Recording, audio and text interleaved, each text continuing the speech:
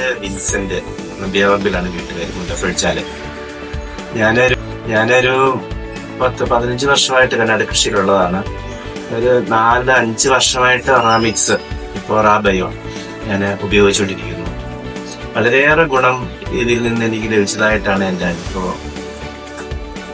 ഒരു കന്നാര വെച്ചിട്ട് ഒരു 3 തവണയെങ്കിലും ഇത് ഉപയോഗിക്കുമ്പോൾ പകുതി വളം കൊടുക്കേണ്ടതായിട്ട് ആവശ്യം വന്നിട്ടുള്ളൂ. എന്നാലും നന്നായിട്ട് വളരുന്നുണ്ട്, നല്ല സൈസ് ആകുന്നുണ്ട്. അതിന്റെ തോട്ടം കണ്ടാലും അറിയാം.